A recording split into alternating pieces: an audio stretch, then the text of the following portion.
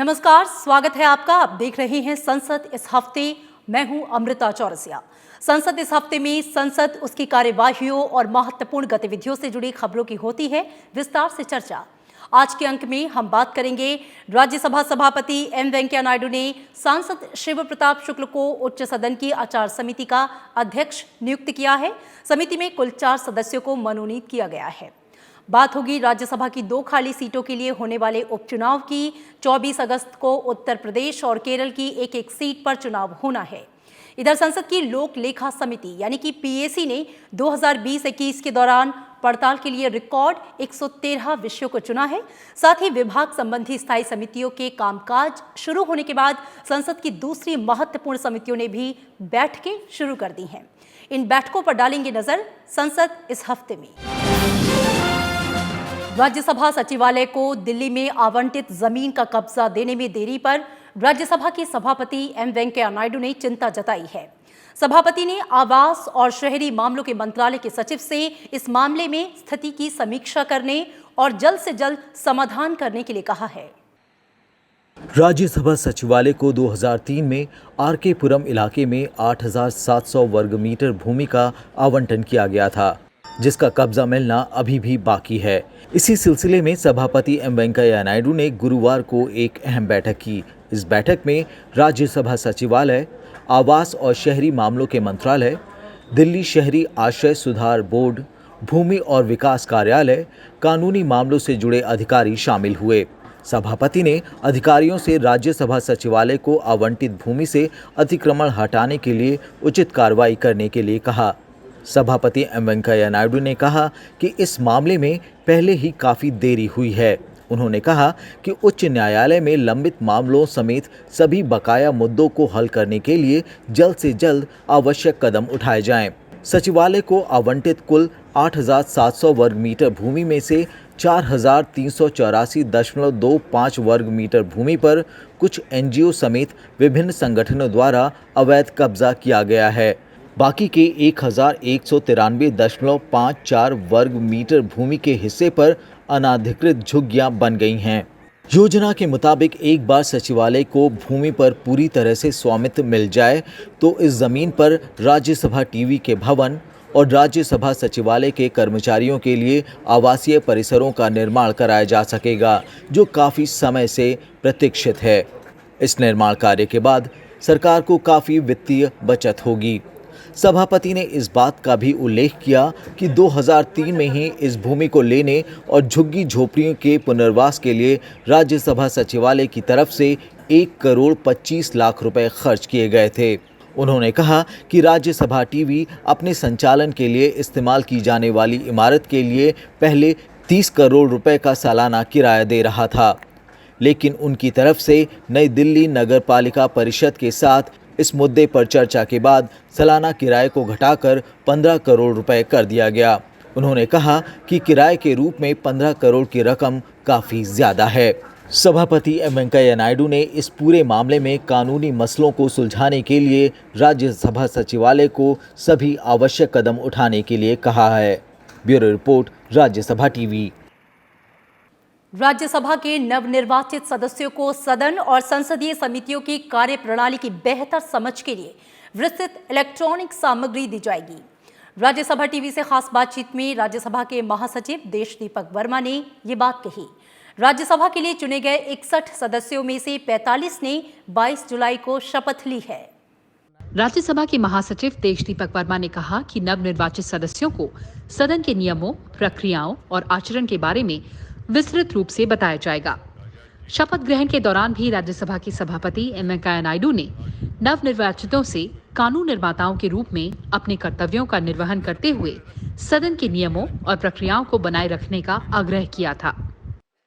Oath taking ceremony was unique and first of its kind, and this was to be held during this COVID days, and it was a challenge for the secretariat. Eventually 45 members came and took oath in the house. The oath was taken inside the house, and every bit of the social distancing norms were followed. The new members are generally very receptive. When they come here, they are initially at least very receptive to whatever is explained to them or whatever is told to them, and therefore the honorable chairman chose this occasion to emphasize upon them that they should believe in not disrupting the house, but in proceeding in participating in the activities of the house. He referred to several publications of the Rajya Sabha to which they should go through. They should also read the debates which have taken place in the house, and also see what the role of the Rajya Sabha is, what the role of Lok Sabha is. They should know everything, and this was actually taken very spiritedly by the members of the house. Rajya Sabha महासचिव ने कहा कि कोविड-19 के मद्देनजर राज्यसभा सचिवालय ने सदस्यों के शपथ ग्रहण समारोह के दौरान खास इंतजाम किए थे, जिसमें सभी आवश्यक नियमों पर विशेष ध्यान दिया गया था। After oath taking, they used to go around the chairman from his back. First greet him, then go at the back, greet other members, and then sign, and then again greet, and then go to the seats. So this time we sort of requested them not to do this, and so they had to take the oath, greet the chairman from that position itself, sign, and then greet the members from there itself, and then go to their seats. So social distancing norms were followed. संसद के आगामी monsoon सत्र के आयोजन को लेकर राज्यसभा के महासचिव ने बताया कि इस बारे में विचार विमर्श लगातार जारी है। कृति मिश्रा, राज्यसभा टीवी। राज्यसभा की 2 खाली सीटों के लिए उपचुनाव आगामी 24 अगस्त को होंगे। इनमें एक सीट उत्तर प्रदेश से और दूसरी केरल से है। चुनाव की अधिसूचना 6 अगस्त को जारी की जाएगी, जिसके बाद से 13 अगस्त तक नामांकन भरा जा सकेगा। 14 अगस्त को नामांकन पत्रों की जांच होगी, जबकि 17 अगस्त तक नाम वापस लिए जा सकेंगे। इन सीटों के लिए मतदान 24 अगस्त को होगा और इसी दिन मतों की गिनती भी पूरी कर ली जाएगी। चुनाव आयोग ने संबंधित प्रदेशों के सचिवालय प्रमुखों से कोविड-19 को देखते हुए मतदान के लिए जरूरी इंतजाम करने को कहा है। गौरतलब है कि इस साल 27 मार्च को श्री बेनी प्रसाद वर्मा के निधन से उत्तर प्रदेश की और 28 मई को श्री MP वीरेंद्र कुमार की मृत्यु के बाद केरल की राज्यसभा सीट खाली हो गई थी। राज्यसभा सभापति M वेंकैया नायडू ने सांसद शिव प्रताप शुक्ल को उच्च सदन की आचार समिति का अध्यक्ष नियुक्त किया है। समिति में कुल 4 सदस्यों को मनोनीत किया गया है। ये नियुक्तियां 29 जुलाई से प्रभावी हुई हैं। ये समिति सांसदों के सदन के अंदर या बाहर के किसी भी प्रकार के आचार व्यवहार की शिकायत की जांच करती हैं। राज्यसभा महासचिव की ओर से संसदीय समाचार अनुभाग 2 में जारी सूचना के मुताबिक राज्यसभा सभापति M वेंकैया नायडू ने बीजेपी सांसद शिव प्रताप शुक्ल को राज्यसभा की आचार समिति का अध्यक्ष बनाया है। वरिष्ठ सांसद तिरुचि शिवा, डॉक्टर के केशव राव और विजयसाई रेड्डी को भी समिति का सदस्य बनाया गया है। अध्यक्ष को मिलाकर कुल 11 सदस्यों की मौजूदा समिति में पुराने सदस्यों में कांग्रेस से आनंद शर्मा, समाजवादी पार्टी से प्रोफेसर राम गोपाल यादव, AIADMK से ए नवनीत कृष्णन, TMC के डेरेक ओब्रायन, JDU से RCP सिंह, BJD से प्रसन्न आचार्य शामिल हैं।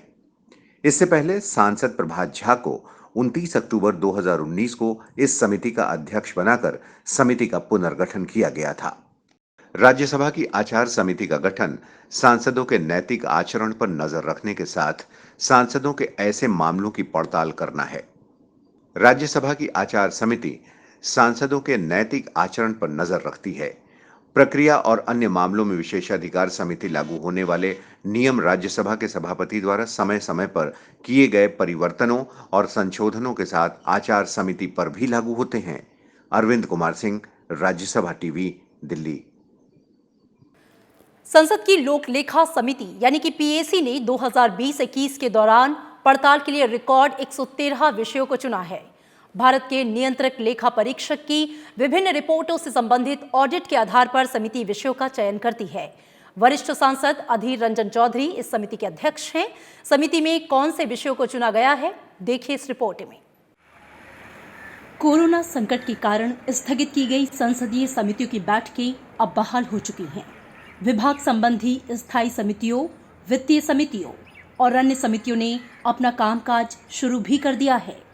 इसी कड़ी में नवगठित लोक लेखा समिति ने कई विभागों और मंत्रालयों से जुड़े 113 अहम विषयों को पड़ताल के लिए चुना है। इसमें से कई विषय ऐसे हैं जिसमें सीएजी की पूरी रिपोर्ट की समिति पड़ताल करेगी। सीएजी की ये रिपोर्ट्स 2017 से 2019 के दौरान की हैं। जिन विषयों की समिति पड़ताल करेगी उनमें शामिल हैं भारत चीन सीमा पर सीमा सड़क संगठन द्वारा सड़कों का निर्माण, कृषि बीमा योजना का कार्यान्वयन, राष्ट्रीय ग्रामीण पेयजल कार्यक्रम, जल संसाधन मंत्रालय की राष्ट्रीय परियोजनाएं, गंगा नदी का संरक्षण, बाढ़ नियंत्रण पूर्वानुमान योजना, जीएसटी, प्रधानमंत्री उज्ज्वला योजना, भारतीय रेल में ठेका मजदूर, भारतीय रेल कोचों में बायो टॉयलेट, भारतीय रेल की खान पान सेवाएं, खाद्य सुरक्षा और मानक अधिनियम 2006 का कार्यान्वयन। लोक लेखा समिति ने सीएजी के विभिन्न रिपोर्ट्स के आधार पर कई अन्य अहम विषयों का भी चयन किया है। ये इन रिपोर्ट के अध्ययन या पैरा से संबंधित है। इनमें शामिल हैं भारतीय फिल्म और टेलीविजन संस्थान पुणे, सब्सिडी वितरण योजना, बीएसएनएल की ब्रॉडबैंड सेवाएं, सीएसआईआर में मानव संसाधन प्रबंधन, भारतीय नौसेना में दुर्घटनाएं, रेलवे भूमि विकास प्राधिकरण द्वारा भूमि विकास, भारतीय नौसेना के अधिकारियों का प्रशिक्षण। संसद की सबसे पुरानी समितियों में शुमार लोक लेखा समिति, वित्तीय समिति में लोकसभा से 15 और राज्यसभा के 7 सदस्य होते हैं। समिति की एक बैठक जुलाई में हो चुकी है, जबकि 2 बैठकें 10 अगस्त को प्रस्तावित हैं। इस समिति का कार्यकाल 1 मई 2020 से 30 अप्रैल 2021 तक है। अरविंद कुमार सिंह के साथ ब्यूरो रिपोर्ट, राज्यसभा टीवी। सामाजिक सुरक्षा संहिता 2019 पर श्रम संबंधी संसदीय स्थायी समिति की रिपोर्ट लोकसभा अध्यक्ष ओम बिरला को सौंप दी गई है। सांसद भृतहरि मेहताब की अध्यक्षता वाली समिति को 23 दिसंबर 2019 को सामाजिक सुरक्षा संहिता की पड़ताल का काम सौंपा गया था। ये विधेयक 11 दिसंबर 2019 को लोकसभा में प्रस्तुत किया गया था। समिति ने असंगठित श्रमिकों को नए सिरे से परिभाषित करने की सिफारिश की है।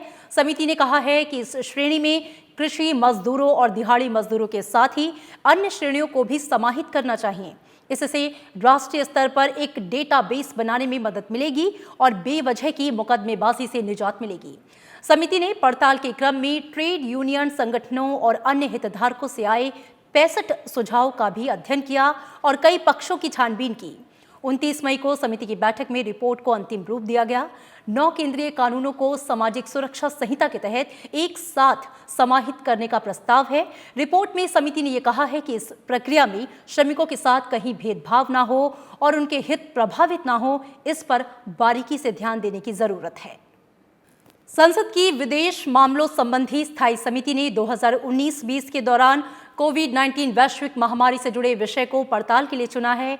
इसके तहत समिति विश्वव्यापी प्रतिक्रिया और भारत के योगदान के साथ आगे के मार्ग विषय को केंद्रित करते हुए व्यापक रिपोर्ट तैयार करना चाहती है। समिति ने पहले 13 विषयों का चयन किया था। इसमें भारत अमेरिका संबंधों के साथ from look east to act east, विदेशों के साथ प्रत्यर्पण संधियां और भारत की पड़ोसी प्रथम नीति आदि शामिल है। लोकसभा सांसद पीपी चौधरी की अध्यक्षता वाली विदेश संबंधी स्थायी समिति यूरोपीय देश और भारत के साथ प्रवासी भारतीयों के कल्याण विषय की भी पड़ताल कर रही है। विभाग संबंधी स्थायी समितियों के कामकाज शुरू होने के बाद से संसद की दूसरी समितियों ने भी बैठकें शुरू कर दी हैं। इसी कड़ी में शुक्रवार को राजेंद्र अग्रवाल की अध्यक्षता वाली लोकसभा की सरकारी आश्वासनों संबंधी समिति की दूसरी बैठक हुई।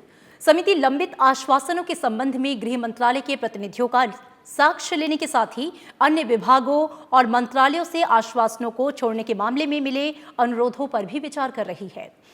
इससे पहले 30 जुलाई को भी एक समिति की एक बैठक हुई थी, जिसमें युवा और खेल मामलों के मंत्रालय प्रतिनिधियों का साक्ष्य लिया गया।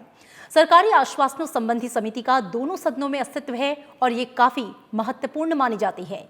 ये समिति सदन में दिए गए आश्वासनों का पूरा लेखा जोखा रखती है और उसके कार्यान्वयन और दूसरी परिस्थितियों पर रिपोर्ट तैयार करती है। संसद की वाणिज्य संबंधी स्थायी समिति की बैठक में लघु, सूक्ष्म और मध्यम उद्यमों की तैयारियों को लेकर विस्तार से चर्चा हुई। बैठक में सूक्ष्म, लघु एवं मध्यम उद्यम यानी कि MSME सचिव AK शर्मा ने समिति के सामने अपनी प्रस्तुति दी। इस दौरान समिति के सदस्यों ने उनसे कई मुद्दों पर सवाल किया। वी विजय साई रेड्डी की अध्यक्षता वाली वाणिज्य संबंधी समिति ने सोमवार को इसी विषय पर वाणिज्य और उद्योग मंत्रालय के तहत उद्योग और आंतरिक व्यापार विभाग के सचिव के विचारों को जाना। मंगलवार को 15वीं बैठक में 11 सदस्यों की मौजूदगी थी। राज्यसभा सभापति M वेंकैया नायडू ने हाल ही में समितियों में नवनिर्वाचित राज्यसभा सांसदों से अपील की थी कि वो समितियों की बैठकों में भूमिका निभाएं, जिसके बाद से नए सांसद पूरी तैयारी के साथ बैठक में शामिल हुए। यह स्थायी समिति भारत में कोविड के बाद अर्थव्यवस्था में निवेश आकर्षित करने की चुनौतियों और अवसर विषय पर गहन पड़ताल कर रही है। कोरोना संकट के बाद निवेश आकर्षित करने की चुनौतियों और संभावनाओं को लेकर संसद की वाणिज्य संबंधी स्थायी समिति ने पड़ताल शुरू कर दी है। वी विजय साई रेड्डी की अध्यक्षता वाली समिति ने पिछले दिनों बैठक की। बैठक के पहले भाग में समिति ने अपनी 154वीं रिपोर्ट को मंजूरी दी। ये रिपोर्ट कृषि, समुद्री उत्पादों, रोपण फसलों समेत विभिन्न उत्पादों के निर्यात से संबंधित है। बैठक के दूसरे भाग में वाणिज्य और उद्योग मंत्रालय के तहत उद्योग सचिव और आंतरिक व्यापार विभाग के सचिव ने अपनी प्रस्तुति दी। इसी के साथ संसद इस हफ्ते में इतना ही। दीजिए इजाजत। नमस्कार।